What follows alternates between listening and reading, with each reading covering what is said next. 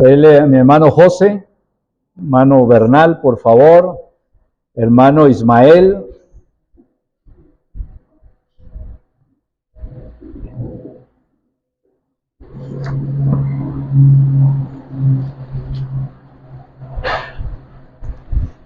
Que nos ayuden para repartir los elementos. Pero antes vamos a orar. Si usted tiene que ponerse en paz con Dios, si hay algún pecado no confesado, si hay algo que no está bien, recuerde que Cristo murió en la cruz del Calvario para limpiarnos de todos nuestros pecados, para echar todos nuestros pecados a lo profundo de la mar. No quiere que haya pecado en nuestro corazón. Si hemos hecho algo que no está bien, hay que confesar el pecado. Confesemos nuestros pecados porque Él es fiel y justo para perdonar nuestros pecados y limpiarnos de toda maldad. Entonces, vamos a tener una melodía para que tomemos ese tiempo de oración, ponernos en paz con Dios. Si usted ya está en paz con Dios, pues entonces dele gracias a Dios por la salvación tan grande que el Señor le dio. Todos en oración.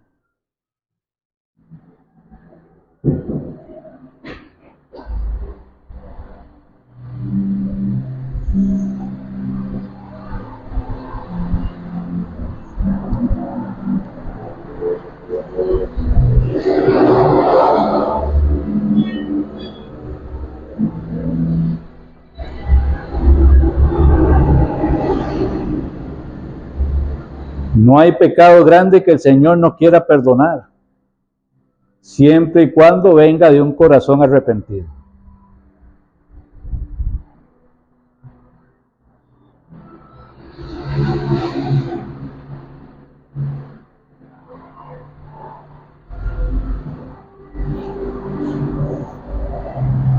Cuando Cristo moría en la cruz del Calvario, usted estaba en el corazón de Cristo. Y Cristo moría por usted, y cada gota que salía de su cuerpo era para limpiar sus pecados, para que la paz de Dios y la paz con Dios pudiese estar con usted. Vivir en pecado no es una posibilidad ni debería ser una alternativa para un cristiano. Por eso, si ha pecado, pídale perdón a Dios. Dios perdona cualquier pecado que venga de un corazón arrepentido.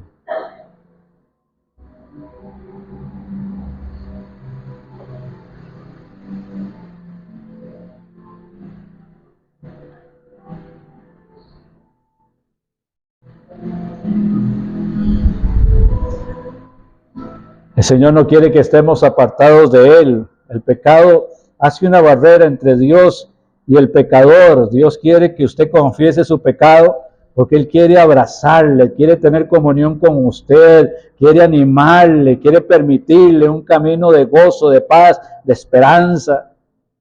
Y el pecado no nos permite. Confesemos nuestro pecado y Él va a tomar eso y lo va a lanzar en lo profundo de la mar y no se va a acordar más de ello. Dios perdona cualquier pecado que venga de un corazón arrepentido.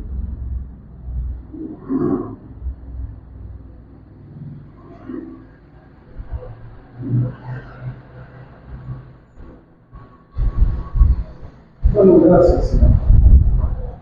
Por la oportunidad que tenemos de estar en tus casas. Gracias, Señor, porque nos sentimos en familia. Gracias porque nos has hecho parte de tu familia. Nos has llamado a tus hijos. Hemos podido venir a tu presencia, Señor, y entrar confiadamente al trono de tu gracia.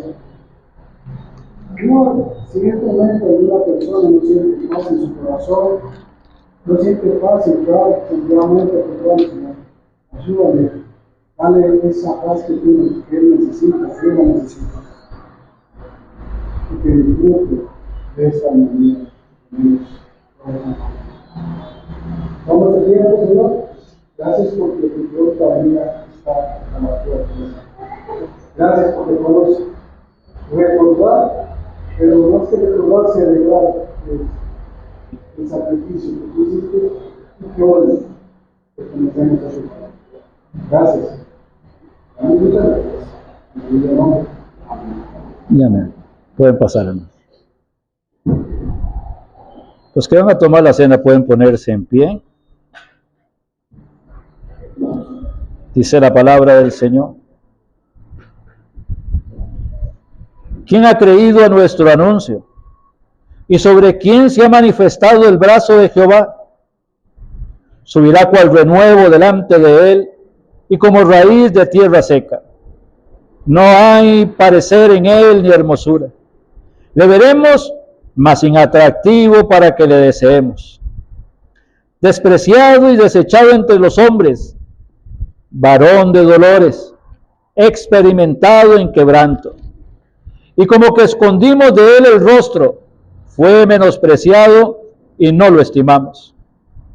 Ciertamente llevó él nuestras enfermedades y sufrió nuestros dolores, y nosotros lo tuvimos por azotado, por herido de Dios y abatido.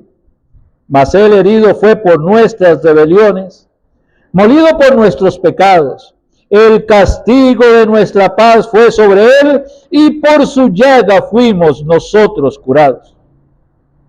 Todos nosotros nos descarriamos como ovejas, cada cual se apartó por su camino, mas Jehová cargó en él el pecado de todos nosotros. Angustiado él y afligido, no abrió su boca. Como cordero fue llevado al matadero, y como oveja delante de sus trasquiladores, enmudeció y no abrió su boca.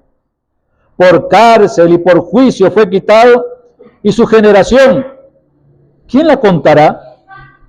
Porque fue cortado de la tierra de los vivientes, y por la rebelión de mi pueblo fue herido.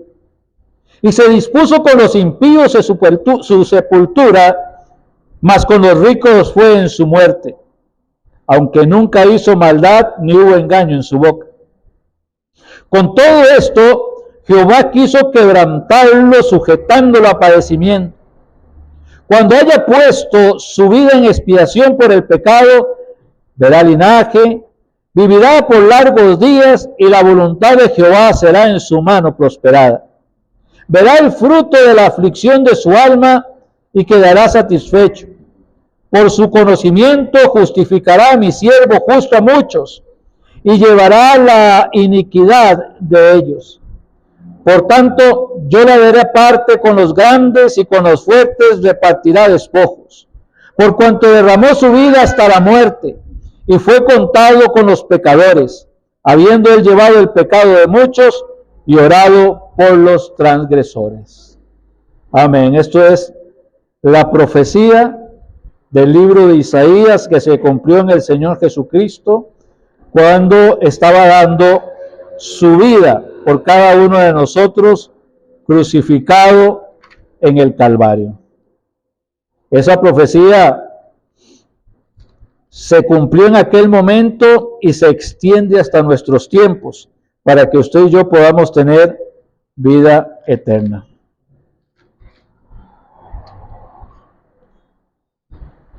Y él, cargando su cruz, salió al lugar llamado de la calavera, en hebreo Gólgota, y allí le crucificaron, y con él a otros dos, uno a cada lado y Jesús en medio. Escribió también Pilato un título que puso sobre la cruz, el cual decía: Jesús Nazareno, Rey de los Judíos. Y muchos de los judíos leyeron este título porque el lugar donde Jesús fue crucificado estaba cerca de la ciudad, y el título estaba escrito en hebreo, en griego y en latín. Dijeron a Pilato los principales sacerdotes de los judíos: no escriba el Rey de los Judíos, sino que él dijo: soy Rey de los Judíos. Respondió Pilato: lo que he escrito, he escrito. Cuando los soldados hubieron crucificado a Jesús, tomaron sus vestidos e hicieron 4 partes, una para cada soldado. Tomaron también su túnica, la cual era sin costura, de un solo tejido de arriba abajo. Entonces dijeron entre sí: no la partamos, sino echemos suerte sobre ella, a ver de quién será. Esto fue para que se cumpliese la escritura que dice: repartieron entre sí mis vestidos, y sobre mi ropa echaron suertes. Y así lo hicieron los soldados. Estaban junto a la cruz de Jesús su madre, y la hermana de su madre, María, mujer de Cleofas, y María Magdalena. Cuando vio Jesús a su madre y al discípulo a quien él amaba, que estaba presente, dijo a su madre: mujer, he ahí tu hijo. Después dijo al discípulo, he ahí tu madre. Y desde aquella hora el discípulo la recibió en su casa. Después de esto, sabiendo Jesús que ya todo estaba consumado, dijo, para que la escritura se cumpliese, tengo sed. Y estaba allí una vasija llena de vinagre. Entonces ellos empaparon en vinagre una esponja y poniéndola en el hisopo se la acercaron a la boca. Cuando Jesús hubo tomado el vinagre, dijo, consumado es. Y habiendo inclinado la cabeza, entregó el Espíritu. Amén.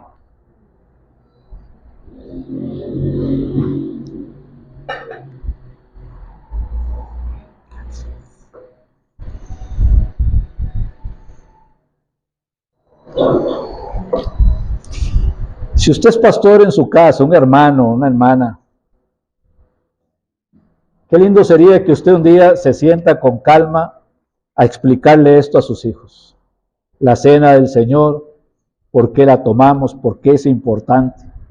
Para que ellos desde su tierna infancia puedan entender que no es un rito, es un memorial, es algo que nos recuerda una verdad. Y que ellos aprendan también a guardar el temor de Dios en todo lo que se practica en la iglesia. Dice el Señor en 1 Corintios capítulo 11, verso 23 en adelante, porque yo recibí del Señor lo que también os he enseñado, que el Señor Jesús, la noche que fue entregado, tomó pan, y habiendo dado gracias, lo partió y dijo, tomad, comed, esto es mi cuerpo que por vosotros es partido, haced esto en memoria de mí. Comamos.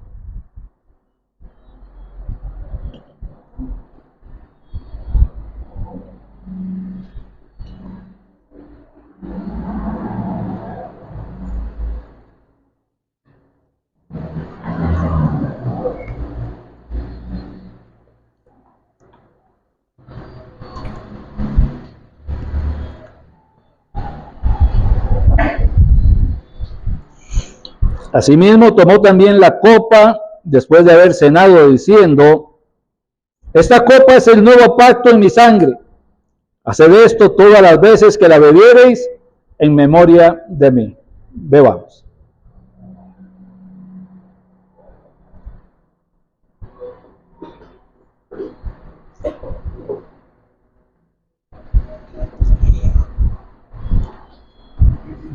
Así pues, todas las veces que comiereis este pan y bebiereis esta copa, la muerte del Señor anunciáis hasta que Él venga. Oremos. Amado Padre Celestial, gracias Señor por el tiempo, gracias por darnos la bendición de esta oportunidad. Es una oportunidad que tenemos, Señor, de celebrar este negocio. Gracias, Señor, por lo que has hecho en nuestros corazones, en nuestras mentes, y por lo que haces y por lo que seguirás haciendo en cada uno de nuestros corazones y nuestras mentes. Que sigamos, Señor, y si no lo estamos haciendo, amarte con nuestra mente, con nuestra alma, con nuestras fuerzas, con nuestro cuerpo, con nuestro todo, amarte. Y que seas nuestra prioridad sobre todo. Gracias, Señor, porque tenemos esta paz que solo viene de la palabra. Damos gracias, en el nombre de Amén. Amén. Amén. Pueden tomar asiento, hermanos.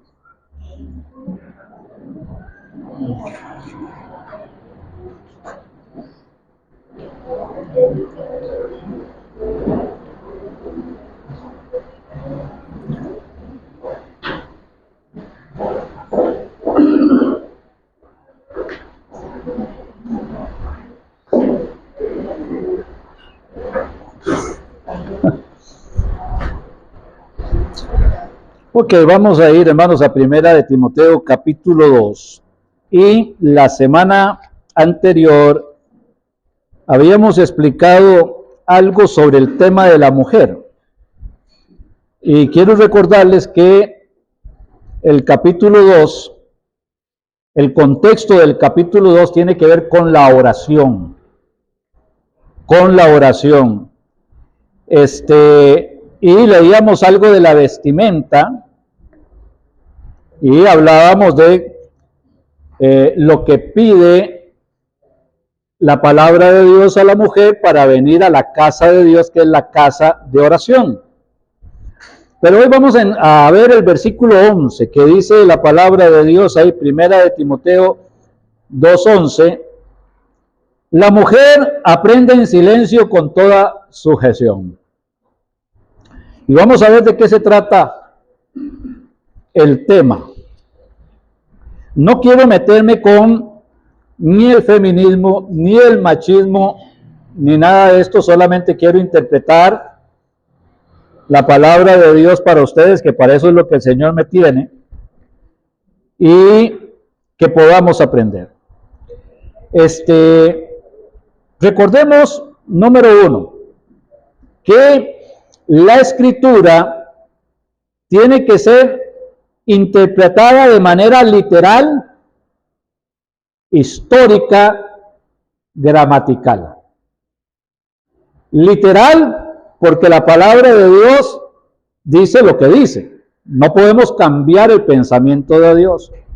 Histórica, porque lo está diciendo en un determinado momento, en una determinada situación, en una determinada sociedad, etcétera, que hay que ver qué era lo que estaba pasando, y de ahí nosotros vamos a aprender para la iglesia de nuestros tiempos. Y gramatical, porque ni una jota ni una tilde, ¿verdad?, puede pasar sin ser atendida por la gente que profesa el cristianismo. La cultura, hermanos, es algo que afecta las diferentes sociedades. Me contaban alguien una historia, creo que ya se las había dicho en otro momento. Tuvo la oportunidad de ir o a España o a Argentina, no recuerdo cuál de los dos lados, y que llegó a un lugar, se sentó a tomarse un café, llegaron a atenderlo, y él, como buen tico, ¿qué fue lo que dijo? ¿Me regala un cafecito? Y se sentó. A los 15 minutos no llegó el cafecito. Llama al que atiende y le dice, disculpe, ¿y el cafecito? Dice, es que aquí no regalamos café. ¿No? Y es algo que supuestamente solo va a pasar en Costa Rica, difícilmente va a pasar en cualquier otro lugar. Nuestra manera muy peculiar de hablar de muchas cosas. Necesitarían gente que hable español, un diccionario de tico para poder entendernos. Igual nos pasaría a nosotros con otras culturas, pero el tico tiene esa manera de ser. Usted se pone a escuchar al tico más común, que hable de la manera más popular, y usted lo entiende. Pero llega alguien de afuera y dice, ¿qué fue lo que dijo? Y usted dice, es extraño, porque para nosotros es natural. Bueno, la gente necesitaría entender cómo somos los ticos para entender nuestra manera de hablar, nuestras costumbres, nuestra cultura. Bueno, recuerden que la palabra de Dios no fue escrita en una cultura tica, ni española, ni argentina, ni inglesa, ni gringa. Está escrita en una cultura de Medio Oriente. Y hay que entender qué estaba sucediendo en aquel momento en el Medio Oriente. Cuando empezamos a entender eso, entonces las cosas empiezan a tomar la forma que Dios quiere que tomemos. Recuerden que el Señor lo que está haciendo aquí es corrigiendo fallas que se dan en el culto de la iglesia. Para eso es primera de Timoteo y segunda de Timoteo. Está corrigiendo fallas. Y una de las fallas es la oración y la mujer dentro del culto de oración o dentro del culto de una iglesia. Eso es lo que está buscando la corrección. Ahora, la palabra de Dios tiene una sola interpretación, aunque tiene muchas aplicaciones. ¿Okay? Una sola interpretación. No hay dos interpretaciones de la palabra de Dios. Si yo, que estoy enseñando la palabra de Dios, les estoy mostrando esta interpretación y en la tarde viene otro y enseña otra interpretación diferente sobre lo que estamos aprendiendo, o él está equivocado o yo estoy equivocado, pero los dos no podemos tener razón. Hay una sola interpretación. pero hay muchas aplicaciones. Pongo un ejemplo de lo que sería una aplicación.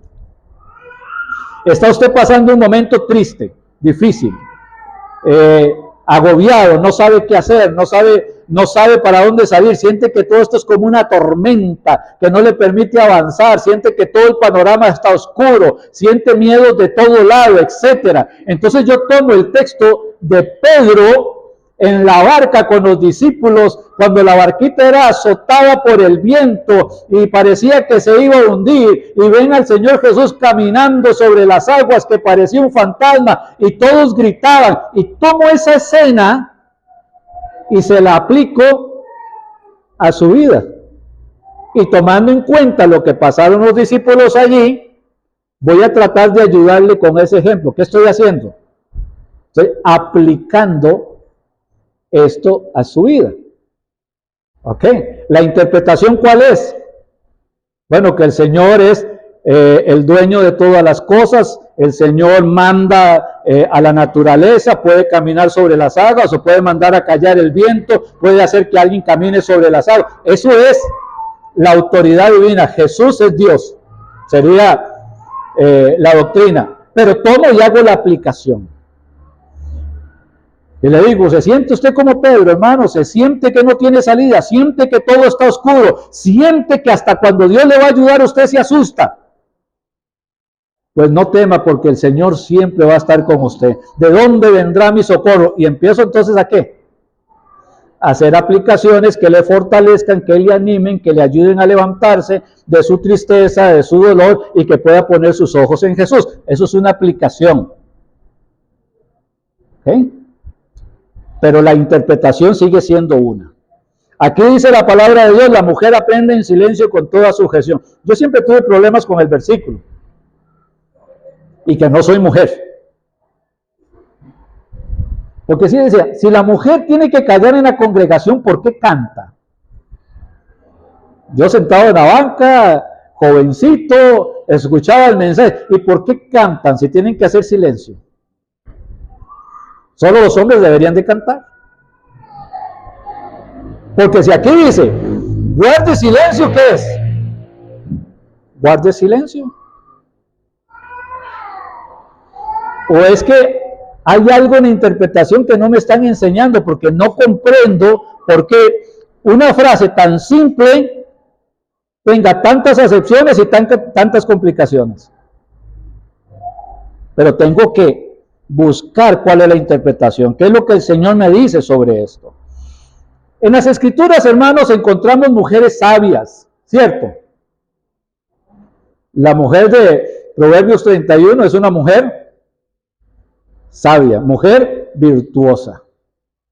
Pero también encontramos mujeres que no son sabias, que no son virtuosas.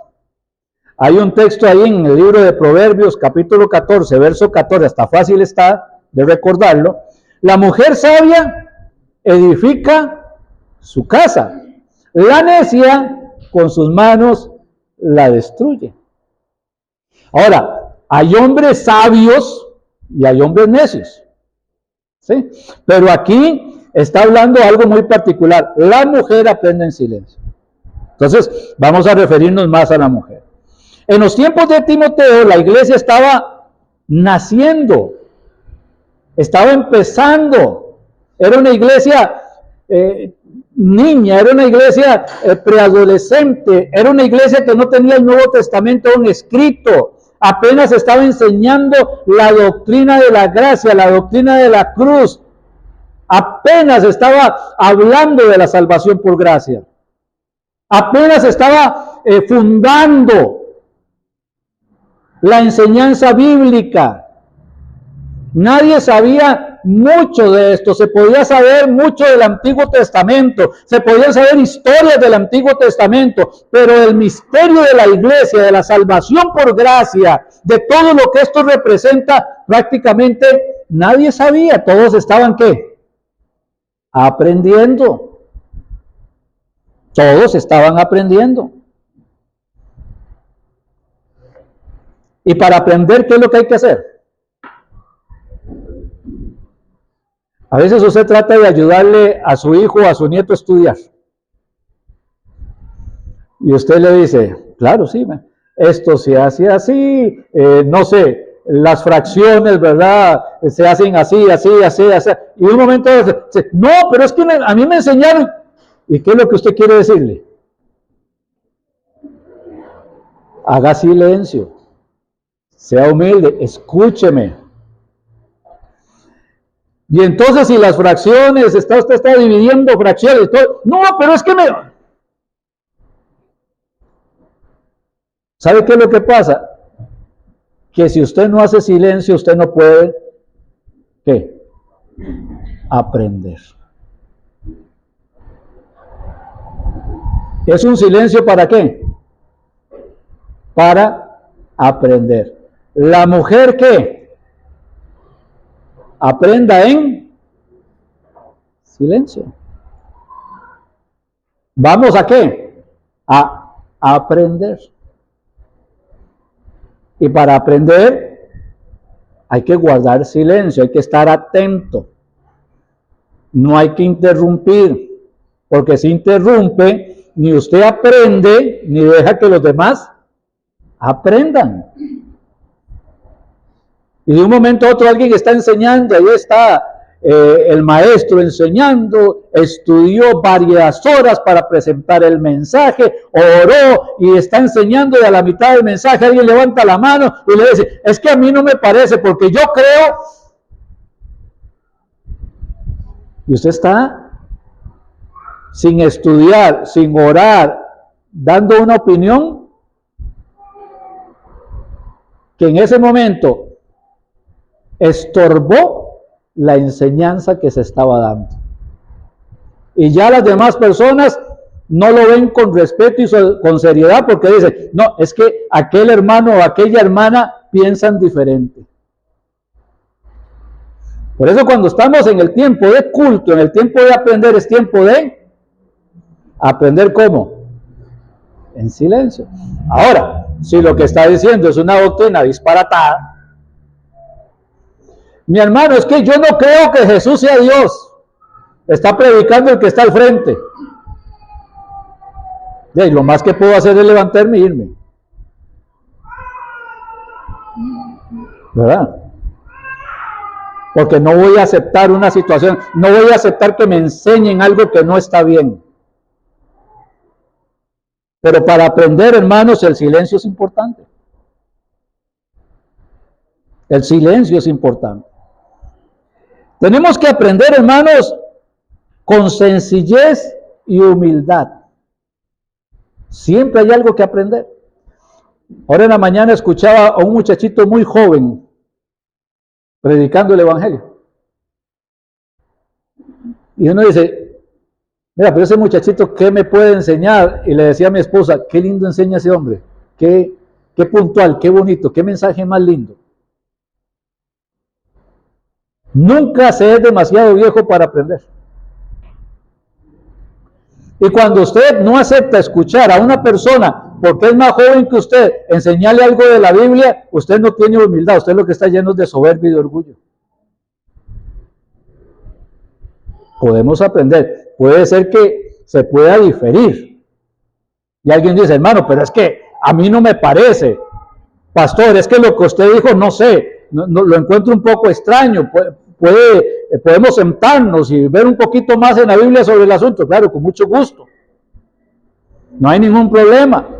Puede ser que queden muchas dudas. Ok, y podemos contestarlas al final. Está bien, pero en el momento del mensaje, con silencio, con sencillez, con humildad.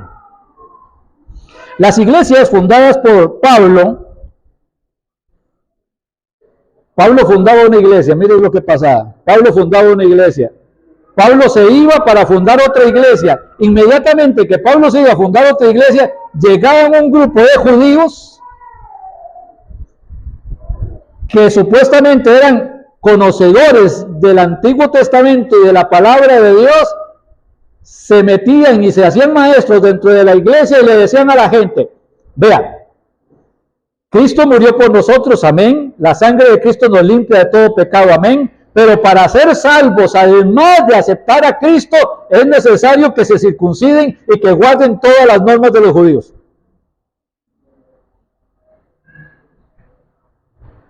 Y enseñaban eso. Eran los judaizantes. Tanto era el problema que se había hecho que tuvieron que hacer un concilio en Jerusalén con los apóstoles para mandar a corregir esto, y les decía la carta en el libro de Hechos: nosotros no los enviamos. Estos maestros que están ahí hablándole, nosotros no los enviamos. Sí, yo los conozco, sé que se llama fulano y sutano, pero nadie los envió a predicarles a ustedes, nadie les envió a enseñarles esa doctrina. Lo que ellos están enseñando está errado. Por eso es que es una carta para corregir muchas cosas, para corregir doctrina, para corregir comportamientos dentro de la iglesia.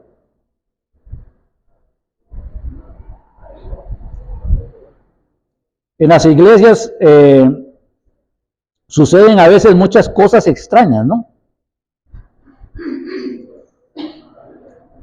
Se habla mucho como de hay que hacer obras, hay que hacer aquí, hay que hacer allá para manifestar el cristianismo. Es que si una persona no sale a ganar almas, no es cristiana. Y toda la iglesia dijo amén, y todos se equivocaron.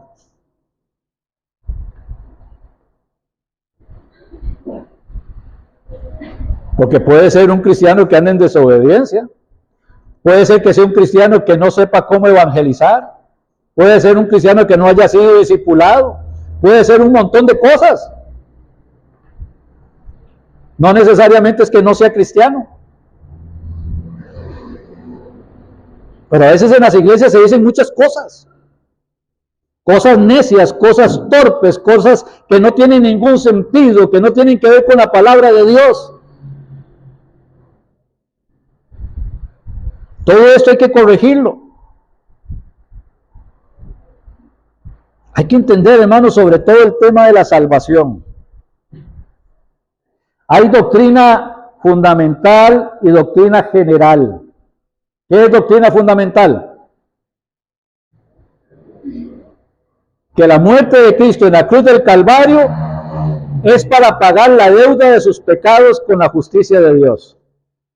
Que la sangre derramada de Cristo en la cruz del Calvario es la sangre del nuevo pacto, pacto eterno de vida eterna que nosotros recibimos.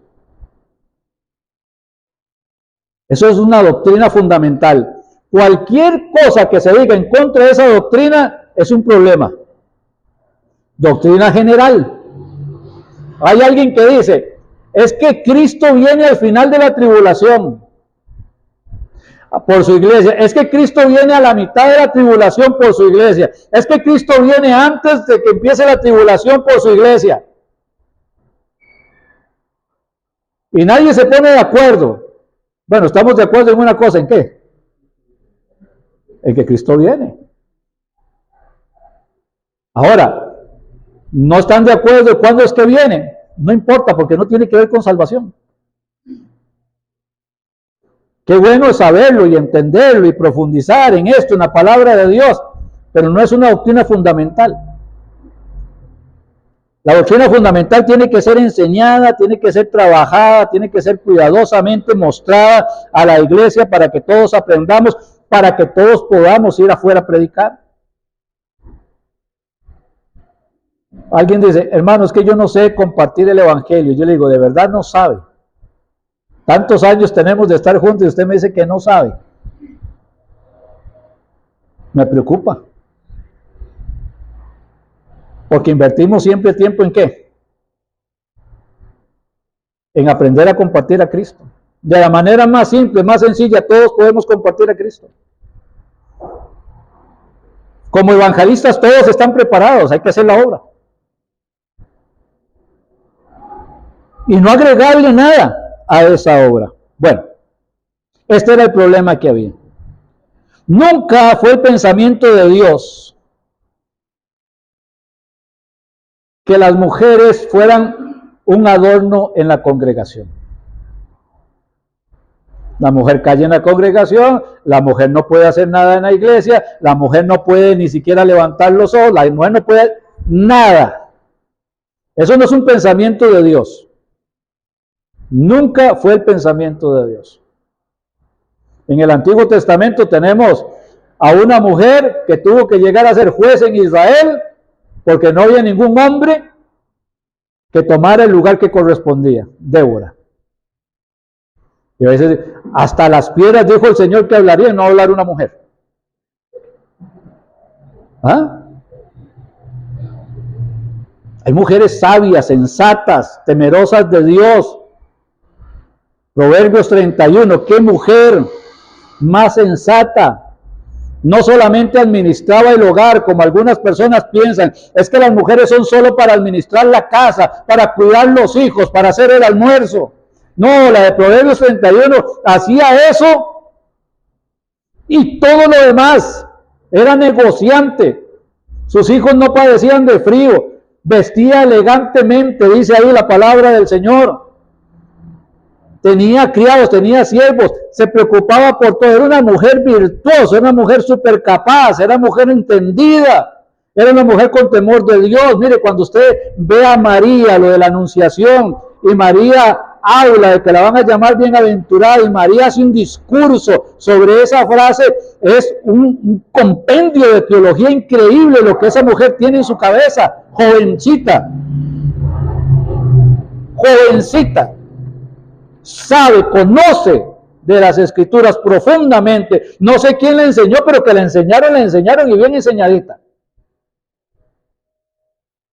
Y lo que dijo aparece en las Escrituras. Es que literalmente la mujer calla en la congregación, entonces vamos a tener que quitar el discurso de María y otros discursos que hay por ahí.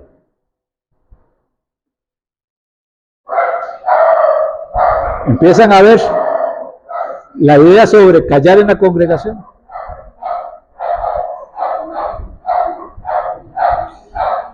Por causa de las interrupciones, a veces no podemos aprender bien el Evangelio.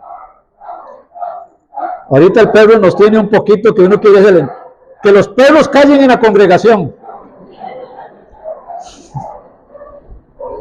porque nos interrumpen.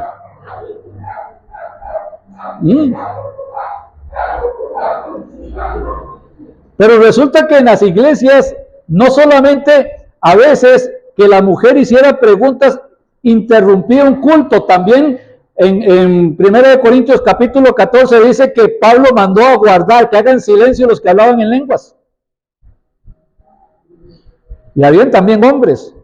Es que cada rato se levantaba, de un momento a otro alguien está enseñando y el hermano Juan Carlos se levantaba a hablar en lenguas y cortaba el mensaje. Y ya como el hermano Juan Carlos habló en lenguas, entonces, amén hermano, qué lindo, sí, lindo, aleluya. Y voy a seguir predicando y se levanta el hermano Humberto a hablar en lenguas también. Amén, qué lindo hermano, aleluya. Y se levanta después el hermano Carlos y dice, por favor, los que hablan en lengua guarden silencio. Estamos en el tiempo de ¿qué? De la enseñanza de la palabra de Dios. Guarden silencio. Y también vemos ahí que llegaba uno medio tomado de traguitos ahí a la iglesia de Corinto, ¿verdad? También a hacer desorden. ¡Silencio! Se está exponiendo el mensaje de la palabra de Dios. Hay que guardar silencio, hay que tener orden. A veces se está enseñando la palabra de Dios y suena el celular. Bueno, que los celulares guarden silencio. Estorban el mensaje de la palabra de Dios, no permiten que la palabra de Dios le roban la atención que la gente está teniendo a lo que se está enseñando de la palabra de Dios. Este es el sentido, la mujer guarde silencio en la enseñanza.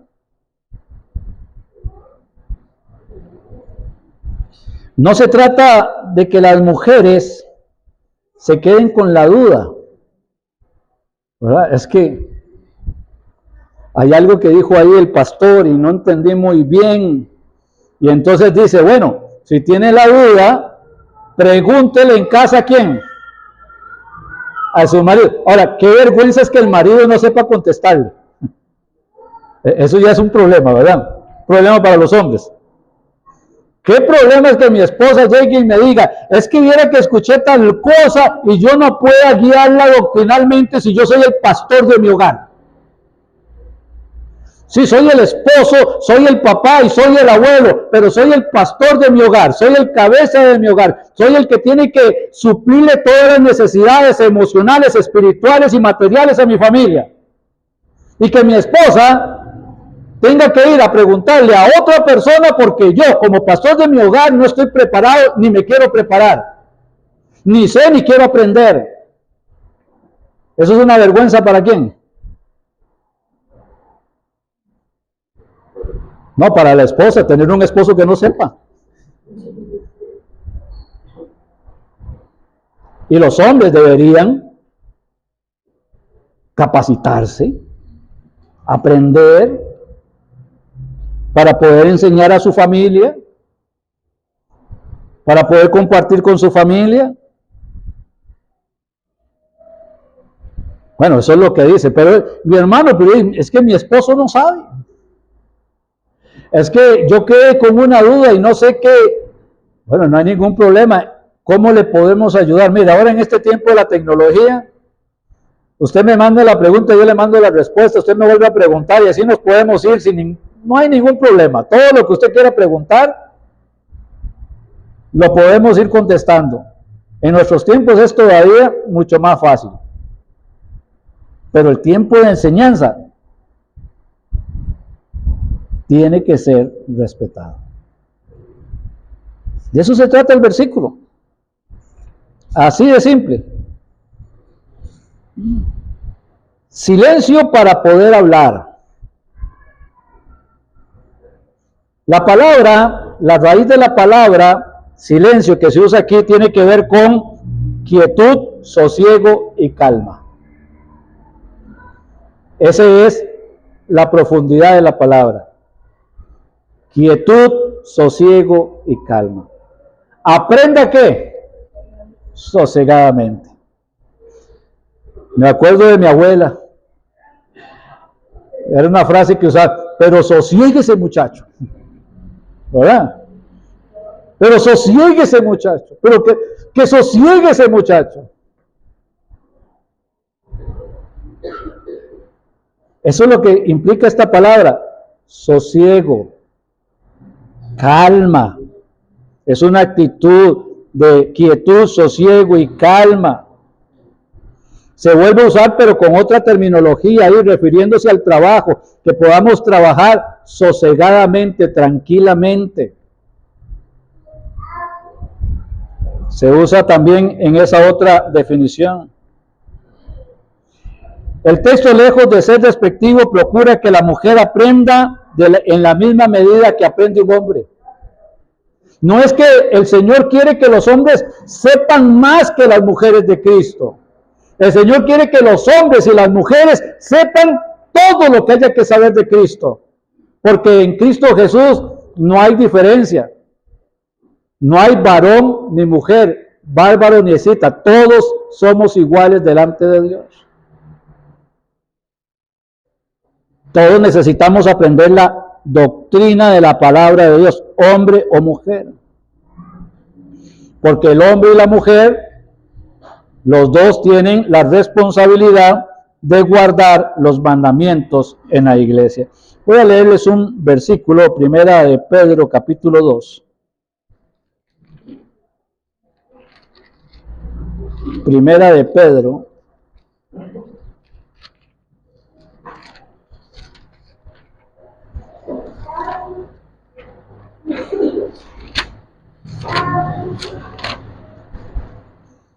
Capítulo 2.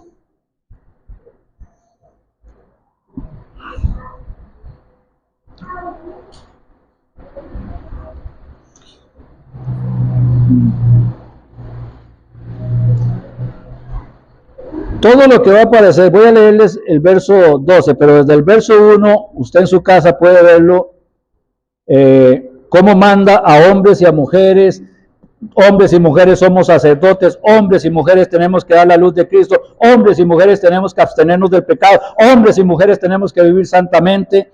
Y dice el verso 11, amados, yo os ruego como extranjeros y peregrinos que os abstengáis de los deseos carnales que batallan contra el alma, manteniendo buena vuestra manera de vivir entre los gentiles, para que en los que murmuran de vosotros como de malhechores, glorifiquen a Dios en el día de vuestra visitación, al considerar vuestras buenas obras. Y usted ve que esto es tanto para hombres como para mujeres. Es que la sociedad ha cambiado, pero el respeto por las cosas de Dios tiene que seguirse manteniendo.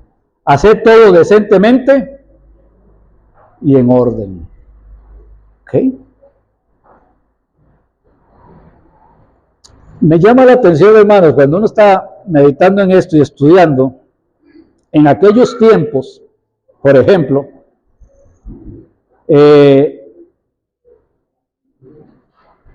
se decía, es que a la mujer dejarse crecer el cabello le es honroso.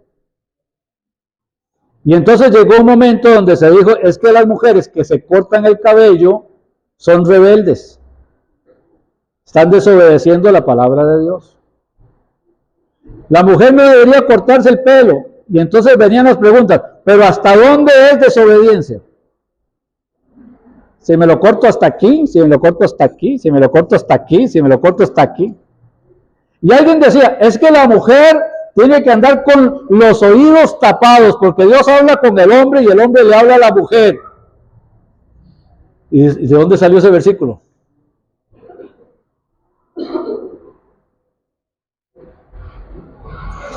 En aquellos momentos, en aquella cultura, las mujeres que frecuentaban la esquina, decía un hermano, las mujeres que se prostituían,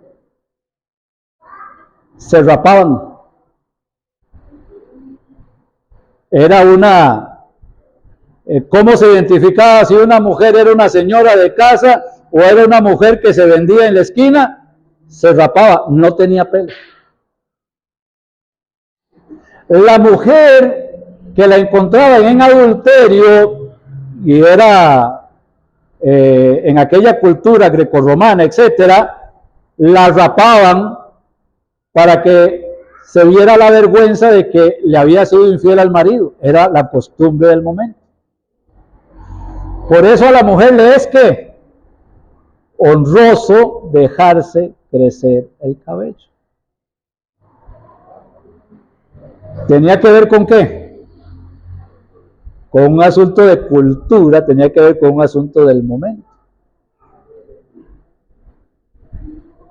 Ahora, como yo no quiero entender la cultura, no quiero ver la parte histórica de un mensaje, de lo que dice la palabra de Dios, entonces yo voy a andar señalando a todas las hermanas que se cortaron el pelo.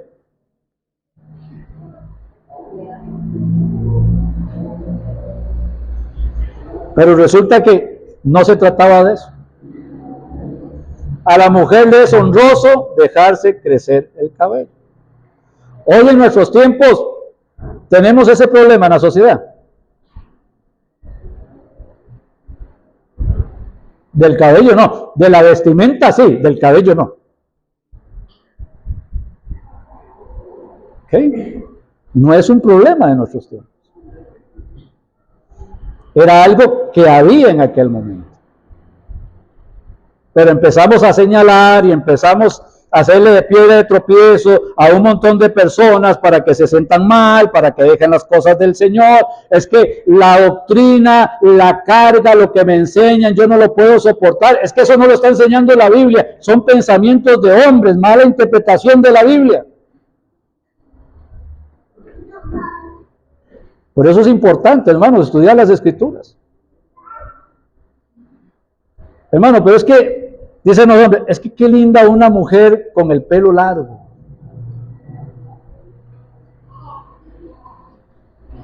Y si al otro le gusta de pelo corto, ¿qué hacemos? ¿Es un gusto o no? Mi esposa tuvo cáncer tuvo que recibir quimioterapia y se quedó sin pelo. Y ahora sí, ¿qué hacemos? Esta mujer es antibíblica, me voy a divorciar de ella.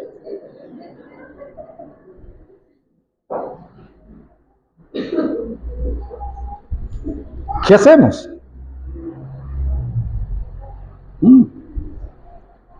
A los hombres les da andropausia. ¿Qué es eso? Parecido a lo que le da a las mujeres, pero a los hombres. Por eso, hermanos, hay días en que yo no resisto la corbata. De verdad. Hermano, pero es que, ¿por qué vino en guayabera? Y yo, es que para verme elegante, para verme diferente. No, es que no soporto el calor. A veces yo veo una hermana que está cogiendo el abanico y yo digo, me lo presta, porfa. Porque es terrible. Y me puedo cortar el pelo y qué bueno, qué fresco se siente. ¿Cómo me voy a poner yo a juzgar a una hermana que se cortó el cabello para estar más cómoda? ¿Entienden? No tiene que ver con la iglesia, no tiene que ver con la doctrina de la salvación, no tiene que ver con el hablar de Cristo, no tiene que ver con la santidad. Pero empezamos a cargar a las personas. Hay que estudiar la Biblia, hay que profundizar en las Escrituras. Esto no es de opiniones, a mí me parece, yo creo. Pueden haber muchas aplicaciones, pero solamente una interpretación. La mujer guarde silencio. Los que hablan en lenguas, dice 1 Corintios, guarden silencio. Si alguno venía un poquito tomado, guarde silencio. Guarde sosiego, guarde respeto. Y para terminar, solo aprovecho para decir que el silencio se extiende a no estarse levantando a la mitad de la enseñanza, a menos de que sea una emergencia.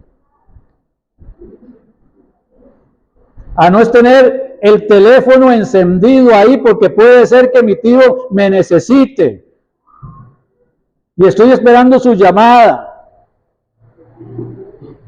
Guarde silencio implica el orden. Porque si viene alguna persona de visita y ve una iglesia que todo el mundo contesta el teléfono aún desde la banca, disculpe, es que ahorita no le puedo hablar porque es que estoy en el culto. No, pero dígale que está debajo de la cama. No, pues ahí lo puse yo, pero ¿quién lo quitó?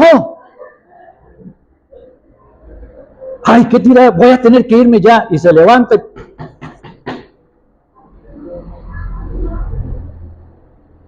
O sea, eso no está bien. Eso no está bien. El orden, hay que guardar el orden. Viene la visita, ve orden, dice, esta gente tiene temor de Dios. Viene una visita y ve desórdenes y uno habla en lenguas y el otro le responde y el otro interpreta y la mujer pregunta y el borrachito también pregunta algo y esto es un desorden. Entonces llega la persona y venía a decirte, es que todos están locos.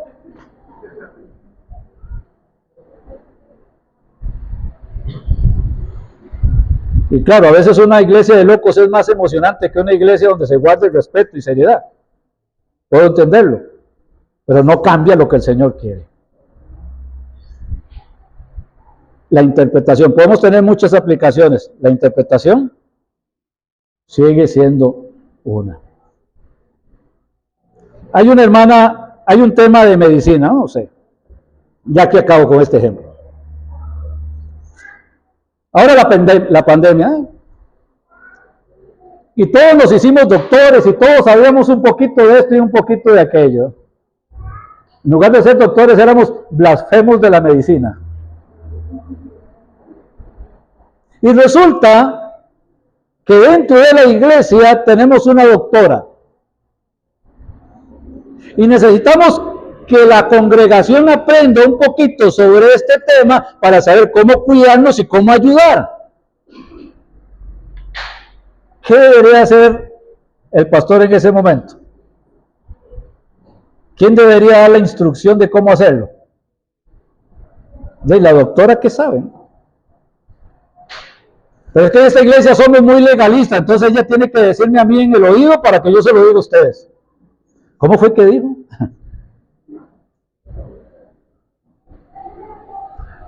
La hermana, es que hay un anuncio para la reunión de señoras, entonces, y decirle al esposo, o le dicen al hermano tal, para que levante la mano. ¿Y cuál es el problema de que la hermana me diga, hermano, es que la reunión es el sábado a las 2 de la tarde? ¿Pasa algo? ¿Pasa nada? La mujer aprende en silencio con toda sujeción para mantener el orden de la enseñanza.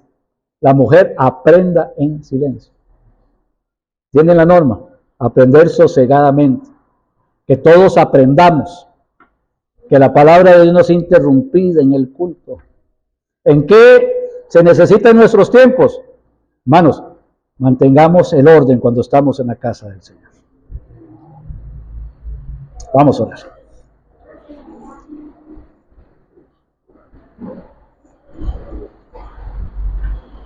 Padre amado, en el nombre de tu Hijo Jesús, gracias por darnos este tiempo. Gracias, Padre, por los que estamos presentes. Una vez más te rogamos por aquellos que no pudieron venir. Guárdalos ahí donde estén. Pon tu mano en los enfermos también, Señor, para que puedan, Señor, sanar. Y te pedimos, Padre, para que la iglesia siga guardando, Padre, lo que es el orden, lo que es el respeto, lo que es la seriedad, la serenidad, lo que es el poder aprender para poder salir a servir, para la honra y la gloria de tu nombre, y que así las personas puedan escuchar del Evangelio y venir a los pies de Cristo. Gracias, Padre, en el nombre de tu Hijo Jesucristo. Amén y amén. Amén.